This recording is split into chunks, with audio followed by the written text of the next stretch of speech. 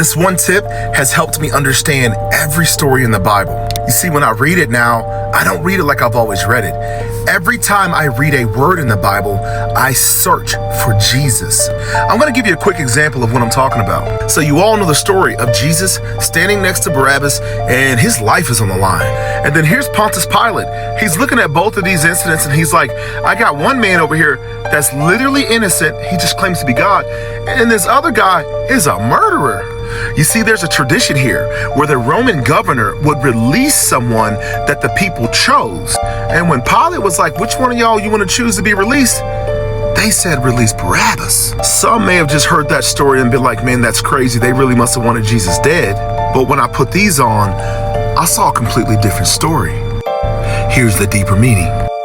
You see, Barabbas represents you and I. We are the sinners that actually deserve death. But in our place, Jesus steps in and takes on the punishment that you and I deserve, giving his life to free ours. And so this story is truly about the crucifixion of Jesus Christ. And then I got to thinking, man, if it's right here, how many other places is the crucifixion? Stay tuned. God tells Abraham to go to Moriah to kill his son. To Moriah was a 3-day journey. Kind of like the 3 days that Jesus rose. Pay attention. They're walking up the top of the mountain. Isaac is told to carry the slab of wood across his back up the hill. That's the same wood he was going to be sacrificed on. Abraham lays his son down on that cross. He's getting ready to stab into him. He goes like this, boom. All of a sudden, a loud voice comes out and says, Abraham. And the next part's interesting. Abraham looks up. There is a ram in the thicket. God sent him a sacrifice in lieu of his son, Isaac. A ram is a male lamb. Now, what other male lambs do we know about in the Bible?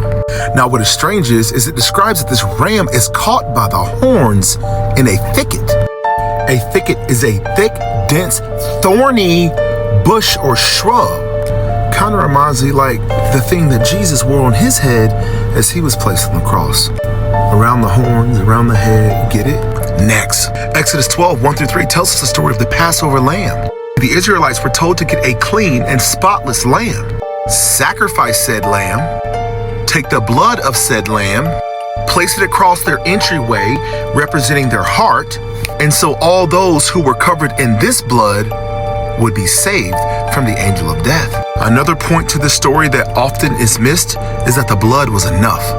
The death angel did not open the doors and see if the people had been doing their mass or their sacraments or their pilgrimages or their meditations, none of it. So just like the thief on the cross, accepting the greatest gift ever given, the gift of grace, is enough. Next, Joseph loved the coat that Jacob gave him, so much that it got him thrown in a hole and betrayed by his whole family. Sold in slavery, he suffered, he endured, he was betrayed. But you see, he kept his eyes on God. And after much suffering, he was exalted to a great position of authority. And though he had been afflicted, he forgave each and every one of them, and then turned around and saved not only his family, but many from a famine.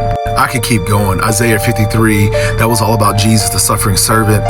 The bronze serpent with Moses and Numbers, all of those were Christ. The scapegoat, placing all of the sins of all the people on one of the heads of the goats and then sending it away to show the removal of everyone's sins. I say all this to tell you guys, when you read your Bible, look for Jesus. Each word, each phrase, each saying, look for Christ. And it will make the experience so much better when you realize that there is typology throughout the entire Bible. It was also King Melchizedek too, but that's another story. You guys stay blessed. This is Eric Scott with the Lions Faith Podcast. I love each and every one of you. You guys know what these mean. If you see these glasses, a deeper meaning is coming. Stay blessed. Love you guys.